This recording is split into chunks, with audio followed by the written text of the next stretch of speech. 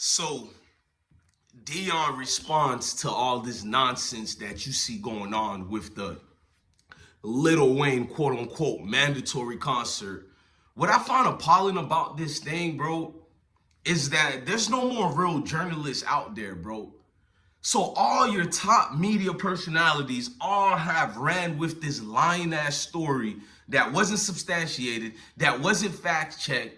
This whole narrative of Deion forcing players to go see his son perform and forcing them to go somewhere where they don't want to go, where they're uncomfortable with. And if they supposedly don't do this, they'll be reprimanded. When was this ever the truth, bruh? Even the story itself seems so bizarre, but that's what you get. You have no professional pundits, no professional media outlets out there anymore because it's any story we can get on Deion to get him out the way. That's what we're going with. And I'm sweating a lot here, y'all. And I'm inside in the cool. I just came from outside. But to see the reports are still going out there even after Deion Sanders responded to this. Deion Sanders responded to this crap like 3 days ago or 4 days ago. But everybody now is trying to say, Deion responds to the lie. But he been responded to it. Whether cryptic, whether blunt like he did, salute the athletic director, Rick George, who even was offended by it. Not just him. Shout out to Colorado's governor. A lot of top prominent positions are seeing what we've been saying here for a while. Dudes are trying to take Deion Sanders out the way by any means necessary. No X. They trying to get him out the way, bro. Any report, bro, at this point, these reporters are waking up and making false sources. You got all these weirdos who are getting mad at my source. All my source been factual. None of my source been just taking out my full point of context. Even the people that I talked the stories about with my source hit me up because they knew the source that I brought up was the real deal. Meaning that it's between me and them individuals not to reveal the source because we know what's going on. That's when you're a real damn journalist. That's when you're a real reporter, bro. And I never went to none of your universities, none of your proper ethics of journalism classes, none of that garbage, because I know it's all BS. If you look like the complexion of protection, media and the world that comes about will let you get away with anything and call you more professional than a dude like me. I'm doing another video after this by a guy by the name of, I wrote everything down so you can know. When I do videos like this, I still do my due diligence. I still do my research. Now, there's a reporter we're going to do a separate video about, a Nebraska writer by the name of Oliver Vandervoort. Already sound like he was part of the Third Reich, but we're not going to get into that. He sound like he was part of it. Oliver Vandervoort, you feel me? He wants the entire family to leave Colorado immediately. Remember, this man is not even part of Colorado's fan base. He doesn't root for Colorado. He doesn't even talk about them. Only time he's ever talked about Colorado was after we ran through them. No train. After we, Deion Sanders and them ran through Matt Rule in his weak confidence. Matt Rule, who's supposed to be the Hall of Fame coach, supposedly by all you naysayers of Deion. Oh, Matt Rule's this, Matt Rule. He's supposed to be the veteran coach. Then why did he get his butt spanked? Supposedly with the better team, better coach. You see the excuses they make for these fools? Let's stay on topic. I brought that weak reporter in because I'm going to make the contrast of depiction here of what making sense, and it's only coming due to this. It's only because Deion Sanders looked like this. This guy wants the entire family out of Colorado. He says it's Nebraska's job to do this for the entire college football by beating Colorado. When will all you people who try to lie to yourselves, including people who look like me and the Mayo Nation, when will you seek truth and say what it is? They don't like us because of this.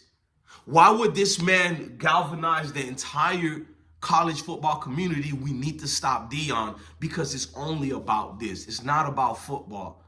It's that uncomfortability to see a man like me in a house called the White House. A man like me to be in the aviation spectacle of things such as the Air Force head, chief honcho, so just any prominent position. To see a man like me is a reminder for those who don't like Deion and others. It's a reminder for them how far they have failed in life, because they've been told they're the superior force. They've been told they're the most intelligent people that walks all through life, through even their whitewashing of history, to lie about their own insecurities to make them feel better. You would never understand what I know and what most of you guys know, but you're afraid to talk about it. And we're not just talking about Negrumps Nation or Mayo Nation. We're talking about all nations. I've noticed will make a person like me be the bad guy for only responding to what's already going on. I don't wake up and say, let's talk about educational purpose, race. What marathon are we having? No, I'm always having to respond.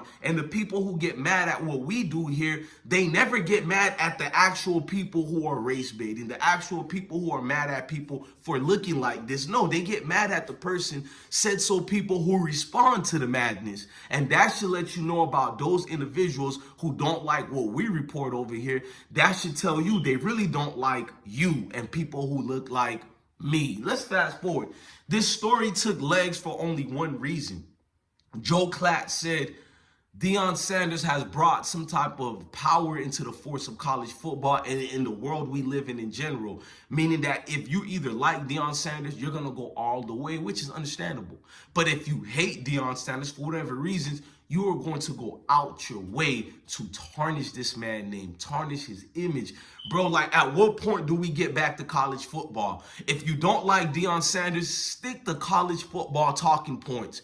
There's a lot of pundits who don't like Deion, but they bring up college football points, and I mostly ignore them. Some of them bring some college football points that are lies, and I rebuttal them and I respond. But for the most part of it, we don't care and we don't really pay attention to that. But you know what gets the attention is to make fun of not just Deion, but do it in a way where it can talk about anybody else that looks like a Deion Sanders. And you guys know it.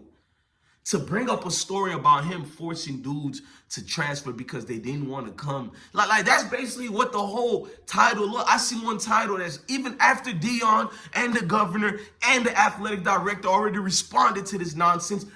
You probably think I'm lying. I was looking for my phone, but we're going to I don't know where we're going to post it. There's still an article that came out today. Deion's Colorado football players transfer after Deion forces them to go to mandatory concert. Just the title in that and all, they might as well have the white hoods on their head, bro. Like, at this point, we can't get around that fact. The connotation is, hey, bro, we don't like your tail, bro. Get the hell on out of here, bro. You doing a lot of this, bro. And a lot of dudes is bringing that hostility just in bitch mode, bro.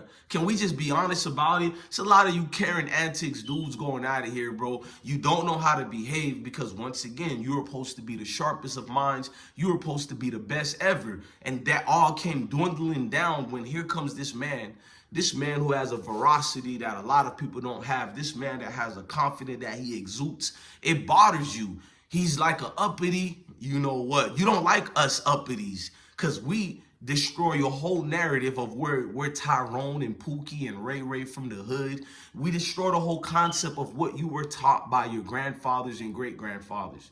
And even your great-great-great-grandfathers and grandfathers before them and your forefathers, the progenitors of your lineage, they knew one secret about us that the whole world knows that's not really a secret. We're the smartest group of people amongst the world, at least from what I get to see. When I see these dumb reports from your so-called Mayo Nation people, it disputes everything I was ever taught in kindergarten and all the books I get to look, because it's culture of yours, which I understand. Whoever wins the war gets to tell the last of the story, even if it's true or not. So we know today in 2024, most of the things we were taught about Mayo Nation was just lies, insecurity, and whitewashing of history to fit your narrative. And it's cool. But every day I get to see that leader, that general known as Deion Sanders. He galvanized these troops and he brings them where they needs to go forward towards. I will be there rooting for them, bro. Why would you add Lil Wayne to the mix of things as if Lil Wayne needs anybody to be forced to go to a concert of his? You can't fool me, bro. What's more disrespectful, you people try to tell us about our own people as if we don't know our own people. You guys get what I'm saying? You really think anybody in this world has to be forced, mandatory, to go to a Lil Wayne concert? Even if they didn't like Shador and Shador was going to perform 8 songs, as long as these people knew Lil Wayne was coming down there, everybody and their mama would have go to that concert. Mandatory or not, every individual would have been there doing their thing. But I guess we know what this is, man, and what it comes down to.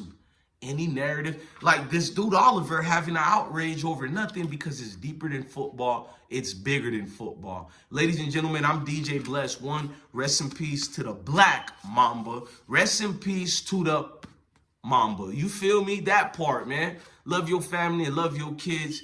Stay blessed. It's never going to change. We just got to be like, the hell with it and do our own thing. What I'm trying to say is to all folks who look like this right here, stop tap dancing your whole life. At some point, you ain't gonna be here no more. So at what point do you wake up and say, I gotta do me, be me, and unapologetically be black? Facts.